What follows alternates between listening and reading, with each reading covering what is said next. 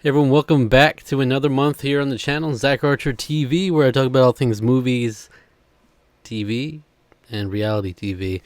Alright, so if you're new to the channel, I've been doing this since February? March, April. Yes, well, I've been doing rankings of the months, starting with the month of February. Alright, essentially all I do is I take every movie that I watched for the first time, specifically in the previous month, and I rank them. And I just go through them from bottom to top. And all I tell you is how many there are this month, and that happens to be 15 this time around.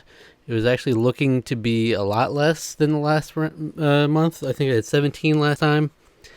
And it was looking like, wow, did I even have 10? Because it was really slow pace. And then the last week or so, it was just going through a ton of them. And so here we are. Essentially, I wouldn't take any of the rankings to heart. For the most part, this is how I feel about them. But some stuff is subject to change. They're not rigid. Like, this is how I'll feel a month from now or a year from now. No, not necessarily. But I'm not stressing too much about the rankings themselves. You know, it's going to give you a general idea, obviously, from going up from 15 to 1, a drastic difference in quality. But I'd say 1 and 2 are very interchangeable. Some in the middle are a little interchangeable. But for the most part, this is how I feel. But okay, I've completely lost the plot of what I was saying. Yes, for the most part, this ranking reflects how I feel about these movies in this arbitrary bunch that I just happened to watch in a month. But essentially, this is all just an excuse for me to talk about these movies and just have more of an interesting context to them. I think it's fun to rank things in general. I've been having fun doing it on a variety of my channels in different mediums. And I think it's fun. It can be hard to decide sometimes from one movie to another, or for whatever it may be, one thing to another, so I try not to beat myself up about it on these rankings particularly, because I think even looking back on one of mine from the past 2 months, I was like, oh, I probably wouldn't have ranked it that way. And obviously the more movies you throw into the mix, the more likely that's to happen as well. So without further ado, let's get into the movies. As always, please sound off below if you have thoughts on any of these movies or any movies you've been watching recently. I've been absolutely loving my experience with film recently. I've loved film for years. I really have, but it really went up a notch in the past few years when we started talking about film more regularly on Tarkaron, a YouTube channel that I'm a part of, Tarqaron. So that was one notch, and then again, now up another notch, probably just last year into this year with the Oscar season, and how I pushed myself to watch all the nominees for Best Picture and a lot of the other categories. And then ever since then, I've hit the ground running, watching a lot more movies than I ever did in my life. I've watched 65, 66 movies so far this year, when last year I hit my record, which was 53 for the whole year. So I'm not even halfway through the year, and I've well exceeded my record. And so my relationship with film, I think, it's at a great place. I just love experiencing new film now. There was a point in my life where I would just, like, certain movies, they didn't interest me, or I'd have to be really in a specific mood to be willing to watch a movie, or to have the patience to watch a movie, especially when I was big into video games. I obviously am still very passionate about video games, but it was such a more shiny distraction. But yeah, just recently, these last few months, I've been going all in on film more than ever, and I've been loving it. I love experiencing new films, so I'm always open to recommendations, always adding more to my watch list. And as with everything, you can kind of get a sneak peek at all these things if you go to my Letterboxd. I put a little review and a rating for every movie that I watch. And I really enjoy using that platform as well. Would love to have more people on there as well. So as always, the link in the description. My link tree has links to that, as well as all my other platforms and other ways you can find me. All right. But yeah, I encourage any comments below. I'd love to hear your thoughts. I do want to say there will be no spoilers for any of the movies I talk about here, because obviously it is a random mix. I don't want you to not even want to watch the video because you don't know what movies are going to come up and get spoiled. So no spoilers for any of them, I promise. Number 15, Sneaks, 2025. Yeah, all right. This is one where it's like I knew it was going to be bad, just in the concept. It's an animated movie about talking sneakers, and it's called Sneaks. So already 3 strikes. I don't know. I don't know where the third strike came, but it felt like 3 strikes already just going into it. And I actually hadn't even watched the trailer, so all I had seen was a movie poster of it. And I feel like I had seen some of the cast as well, which included Anthony Mackie, Martin Lawrence, Sway Lee, Chloe Bailey, the real star-studded cast for What a Stinker. Wow, yeah. I had no idea. Just from looking at the poster, you don't really get the impression, but once you go to see the movie, I'm like, oh, this is not a good movie. Like, it's not even, like, animated well. That kind of, there's a quality drop-off. When you go to see an animated movie, most of the time, even if it's, like, a boring family movie, stupid kid-friendly jokes or whatever it may be, usually there's a quality bottom line. There's a baseline of quality with the animation, and some nice looking animation. Even if it's not remarkable, it's smooth looking. But when you see a low budget bad animation movie, you see it and you feel it with your entire being, and that's what Sneaks is. And I found the story really to be uninteresting. The writing was really, really not good. And yeah, it was such a disappointing experience, because not only did I not like it at all, but there was almost nothing redeemable about it, and it wasn't like a so bad it's good or fun to poke fun at movie. It was just like actually uninteresting, and I'm like, wow, I'm watching a movie about animated sneakers and I'm like completely out of it. I do not care at all. That's impressive.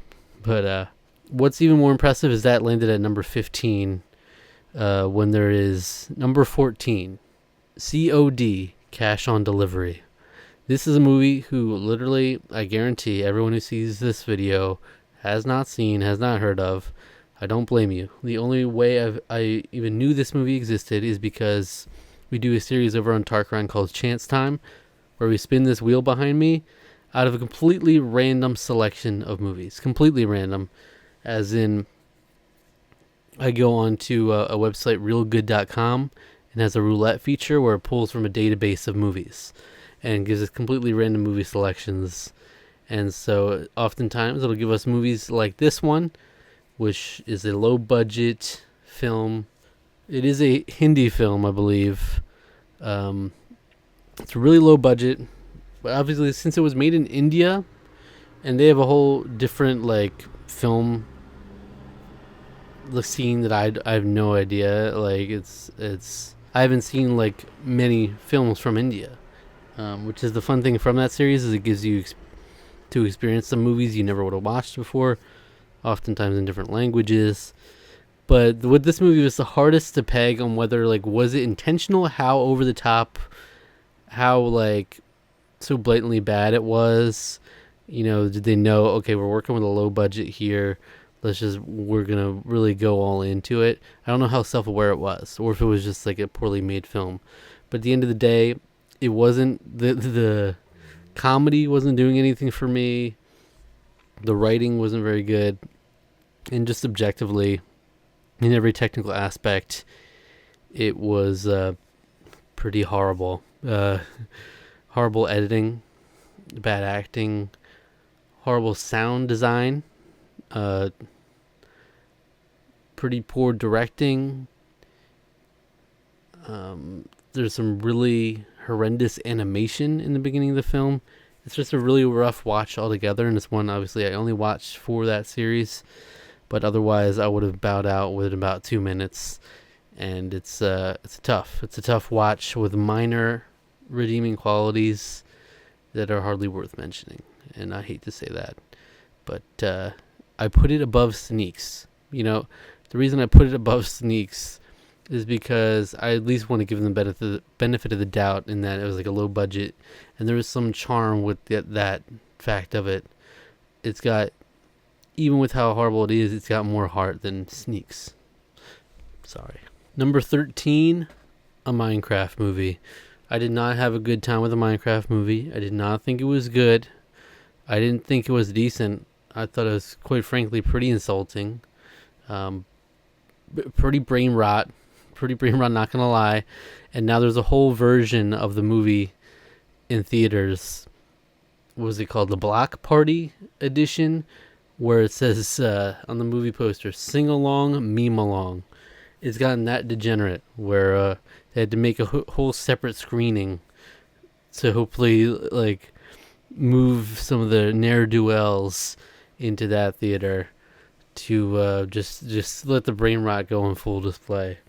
I kind of like, my morbid curiosity is piqued so much that I kind of want to just go in there. It's like throwing yourself into a coliseum. I want to go in there and see what the vibe is like. But wild. I didn't enjoy a Minecraft movie at all.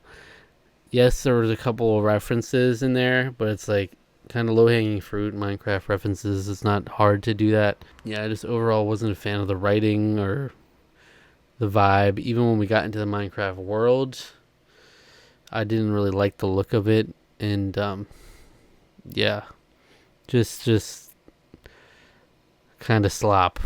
Sorry to say, for those that enjoyed it. So much so that I put the next movie above it. Number 12, Madam Web. This is a movie that people the world over have been saying is was like almost the universal worst movie of 2024. So many horrific things I heard of this movie. And yeah, it's not good.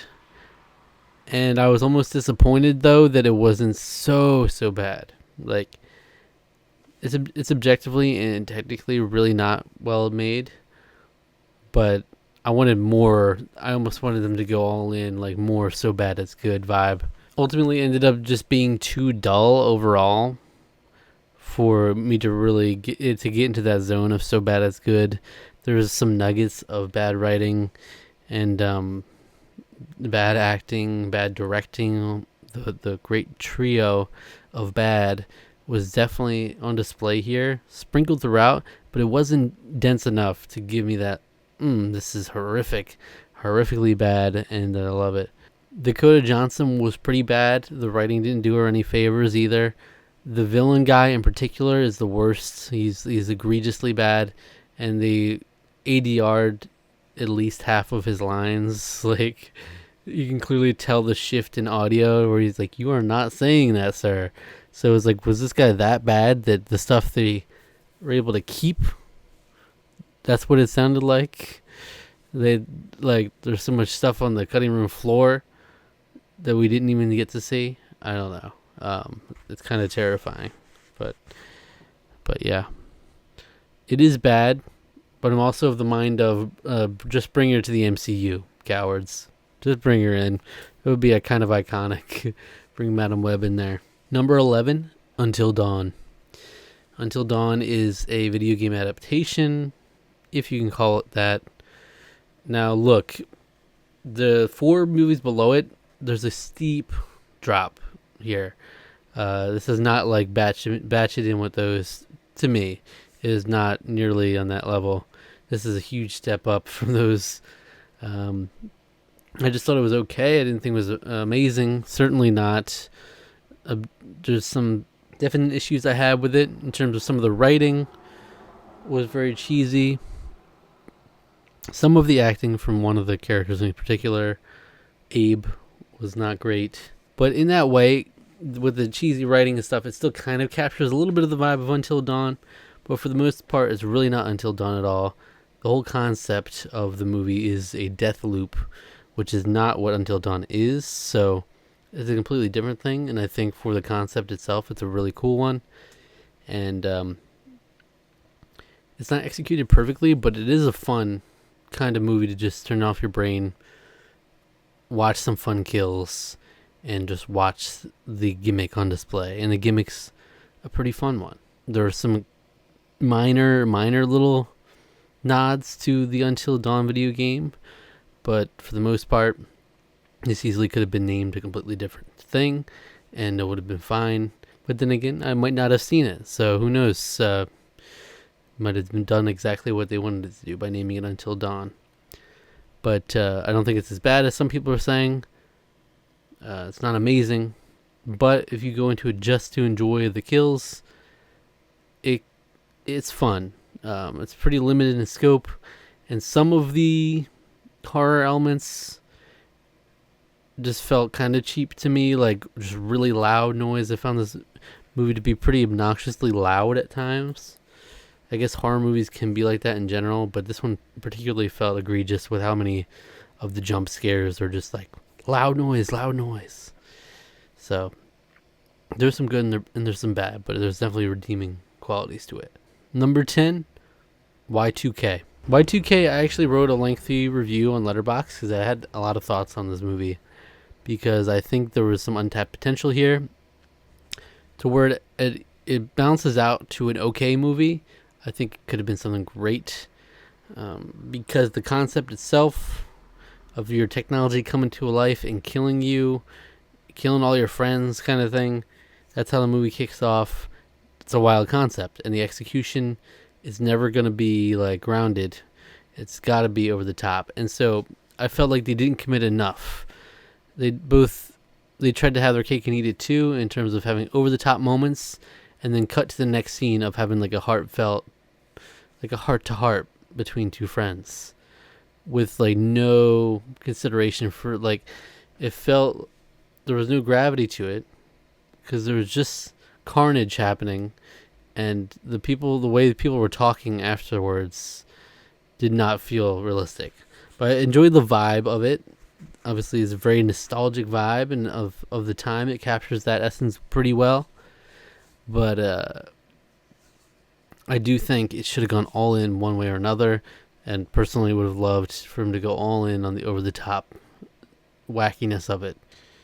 Yeah, and so for what it's worth, I enjoyed Julian Dennison, who played Danny. I thought that character was a welcome energy for the film.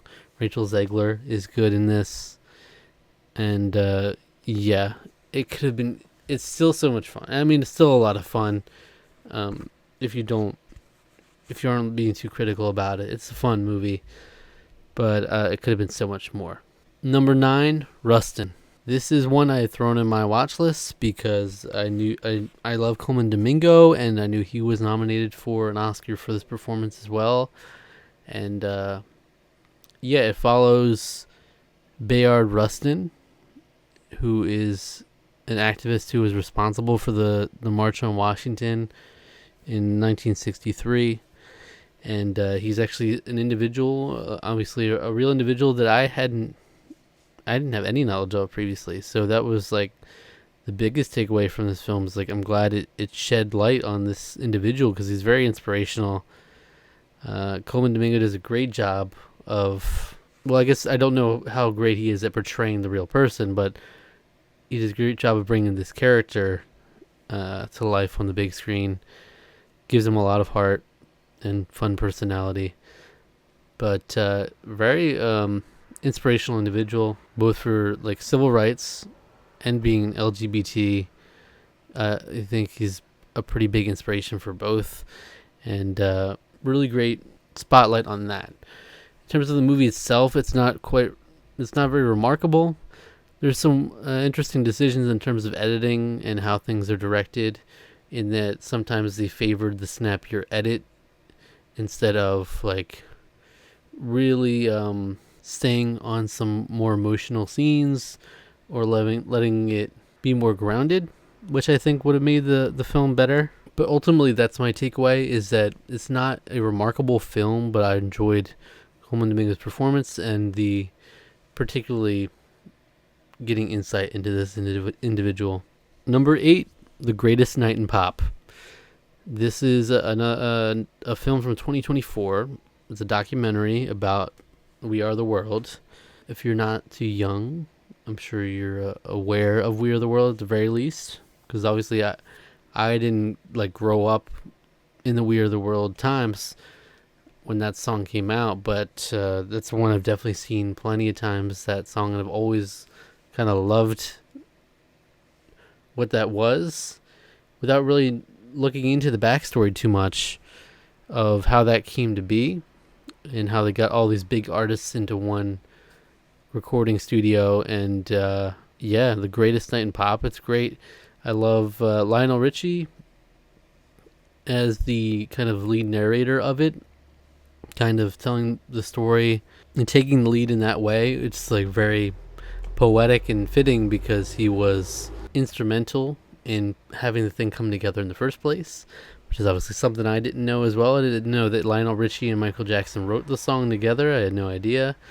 And it was really cool to get more of his insight from that, get some insight from a lot of the people that are still around, and get some little behind the scenes stories of that night. It was so cool.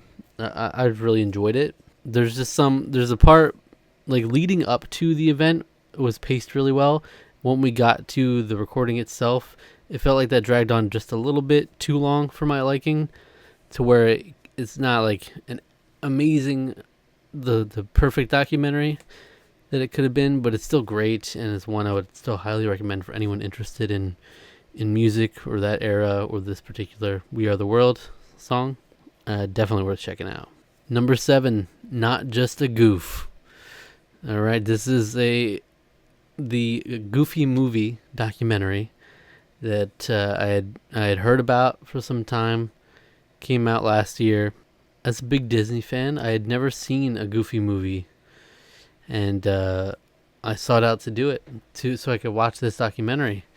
And I was really pleased with the documentary. It was kind of a way of giving flowers to this film, which I know, as someone who only just recently watched it, it doesn't have as much of an impact on me, but I know it's big for a lot of people. A lot of people grew up on it, and it means different things for different people. And it really is, when you think of the Disney catalog, one of the more hidden gem types of all of them, because it's not a mainstream hit like Lion King, which is interesting. They talk about in there how that was literally being made at the same time as a Goofy movie, and so it was obviously completely overshadowed by that. And so it's cool. It's cool to see it get his flowers, give the directors flowers, some of the voice actors, getting them in there was just really fun. It was a really fun documentary, and it felt like it had a lot of heart into it. And yeah, that's what I want from a documentary like this, that's for sure. Number 6, The Elephant Man, 1980. This is a film from David Lynch, which tells the story of Joseph Merrick, who is a real-life individual, who is a disfigured man. And I looked in a little bit to his story after watching this movie, but I'm not sure how much everything is true. If he was a sideshow freak initially, and then ended up becoming a pretty big inspiration in 19th century London. And it's just kind of a heartfelt story of him and how he struggles with this, how he's so mistreated by society altogether. It's a greatly effective film. It's really solid. It's a black and white film. It stars Anthony Hopkins, and who plays John Hurt plays John Merrick. I don't know why they changed it to John Merrick, even though it's based on Joseph Merrick. Really great performances. My biggest regret with this film in particular is that the way I had to watch it, there's like nowhere to find it online, and everybody's like, and I was looking up, is there anywhere to find this? And there's like some archive website online that had it, and it was like the quality wasn't great, and the audio was a bit delayed. So I really would like to watch it as it was fully intended. I think there's a Blu-ray of it that I could get, so I would like to do that so I could actually give it a full fair shake and see just how much I enjoy it, because with this part, it's like I'm not passionate about the film, but I know there's something great here, and I'm kind of hedging my bets on. I think if I saw it properly, I would enjoy it even more than I did. Now, I do want to mention, because this was such a wild coincidence, like this specific movie that's not super mainstream, I just happened to watch The Elephant Man, 1980, and then just a week or so ago, I saw an article that said A Different Man star Adam Pearson to play Joseph Merrick in the Elephant Man film adaptation. A Different Man, if you haven't seen it, it wasn't the most amazing movie to me. I had some issues with it, but overall, Adam Pearson is a standout from that film because he actually has, I don't know what the exact disorder is called, the face disfigurement, but he has that for real, and he's a great actor. And so obviously there's very limited roles that work for it. So A Different Man was perfect, and an Elephant Man. So that stood out to me, Adam Pearson, like, wow, okay, cool. But it also stood out to me when it said he's going to play in the Elephant Man film adaptation. It was like almost acting like this film didn't exist that I just watched. But then I realized, oh, so Elephant Man was initially a play, and while the Elephant Man film was based on that story, the true story, it wasn't a direct adaptation of the play, which is what the new The Elephant Man is going to be with Adam Pearson. All that to say, I'm curious to see that and see how they handled that as well. I'll definitely check that out. So somehow, a random 1980 film that I just watched on a whim came in to be the most topical one. Number 5, a Goofy movie. Yeah, a little awkward because I just watched a Goofy movie for the first time, but in the rankings a little higher than the documentary itself. So it would be kind of funny if I had the documentary above it. Yeah, I enjoyed this film. I thought it wasn't, it didn't blow me away or anything, but I thought it was just a lot of fun. I've always enjoyed Goofy, and I just think he's so charming in this movie, even with all the nonsensical antics they get up to. Crazy over-the-top shenanigans. They're just absolute disaster going on, and they're arguing and talking things out while it's all happening. But that father-son dynamic was such an interesting angle that they took with this movie. And especially after watching the documentary soon after it, I had even more of an appreciation for it, because I saw not only the value that people have had for it, have seen in it, and how much it meant to them over the years and growing up, but also highlighted some of the greater qualities of it. There was only, after watching it, I was like, okay, the music's not my favorite. There's some fun, catchy ones, but I don't know if it would stand on its own. But I definitely appreciated it more after watching the documentary. And Tevin Campbell was great for Powerline and that singing voice. Jason Marsden, great voice for Max. Max is a fun character. And Bill Farmer, obviously, it was so interesting, especially watching the documentary, seeing how much he got to flex a different muscle that he ever had to do with Goofy, because Goofy was always one note. And he had done tons and tons of Goofy, the voice of Goofy. And this was the first time where he actually really, he's opening up on a different level. He's getting emotional. So interesting, and I'm glad that's what they settled with here. And it really makes a nice, heartwarming movie, and it's great. It's got a goofy coat of paint, but underneath it, it's just a heartfelt father-son story. Awesome. Number 4, Mrs. Doubtfire, a classic that I had never seen. Robin Williams, I've always loved. Has been the death that impacted me the most of any celebrity death. I still remember when I heard about it. And Robin Williams never ceases to make me happy when I watch him in anything. And yet there's still some big classics that I've never seen from him. And this one was at the top of the list.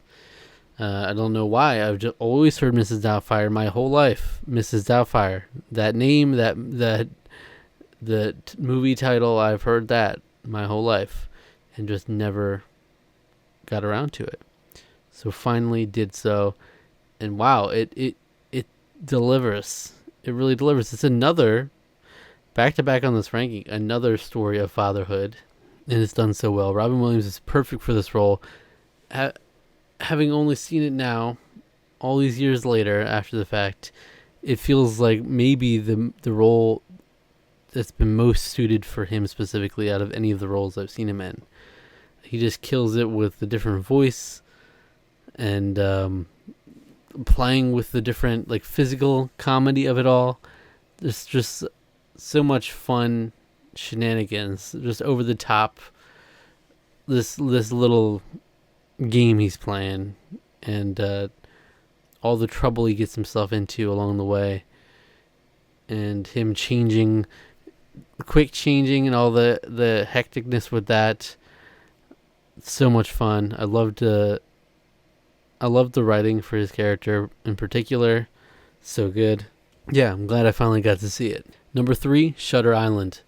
This is a movie that was randomly decided for me on a new series that I started on my channel called Letterboxd Picks What I Watch, where I find a random Letterboxd user and then their profile directly decides a movie that I will watch. And it was Shutter Island. That was the first one that I ever did. And it's a resounding success. Loved this movie. I really loved the entire tone. I thought Leonardo DiCaprio killed it in this role. I thought it was awesome at setting the tone. Really fun. It's not a fun movie, but it's really cool. It's directed well. It's super effective.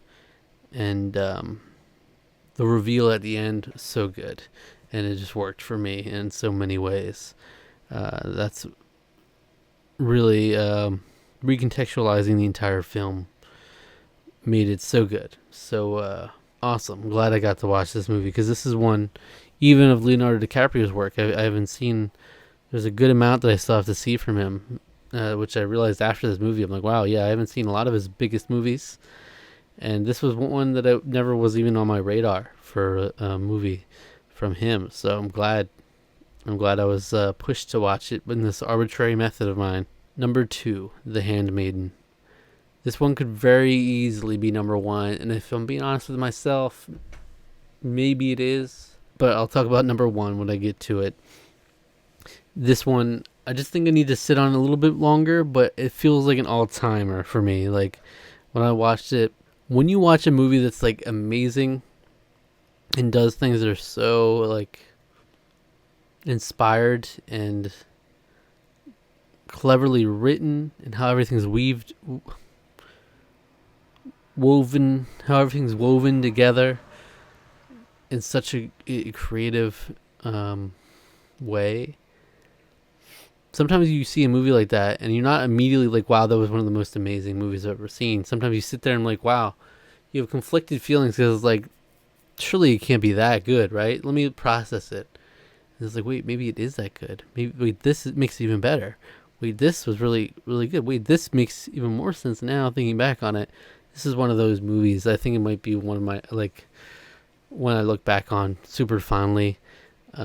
It's kind of similar to Parasite, not really in tone or even like the genre of the film, but in the way that how it's directed and how it's written is so cleverly unraveled. It's kind of along those lines. And it is a Korean film, I believe, as well. But wow, just a really good one that I have not heard enough about. This is one among some of these others that I just like on a whim, I'll hear like just a little bit about it, a brief description or like one positive word. And I'm like, okay, good enough for me. Throw it in a watch list. And then sometimes I'll do a shuffle for what to watch next. And I think this is one of them. So just like, thank you for this one falling into my lap. And it's an amazing film. It's directed really well. There is definitely a lot of sex going on in this film. So if you're not into that, if you're not into sex, then it's not going to be for you. It's not a family film by any means. there's some like crude topics covered, but ultimately what the movie's about is not that, and it's something more. And it's just interesting relationships and some twists and turns along the way, and it's really cleverly written. And it does some amazing things that I can't really talk about without doing the spoilers, so I'll just leave it at that. It's a great piece of film, really artfully done. And the more I talk about it, I'm thinking like it probably should be number one. Number one, Sinners. All right, so the reason I shot Sinners up to number one, even if I think maybe it should be more number two, is because obviously it's the new release, and I just want to give major kudos to this film because I thought it was awesome and does some really cool things. It's directed by Ryan Coogler, who is awesome. He does amazing work in this movie. The only other film I've seen from him, I think he's only done about 5. Let me clarify, make sure he did. Is as far as feature-length films, he's done 5 films, all of them with Michael B. Jordan, and from all accounts, they're all at least good, but for the most part, all of them are really good from what I've heard. But the only other one I've seen from is Black Panther, which I loved, and now Sinners. And I just gotta say, man, he is consistent. Just based on that, he's really consistently good at his job, and he gets great performances out of Michael B. Jordan and Miles Caton, who this is like he's a new actor. I think this is his first major film appearance. Who plays Sammy? Haley Steinfeld is good in this. Delroy Lindo, he was great in this. Wunmi Mosaku, she plays Annie. She was great. I mean, there's a lot of great performances in here, really. And I almost couldn't think of a better cast for this film.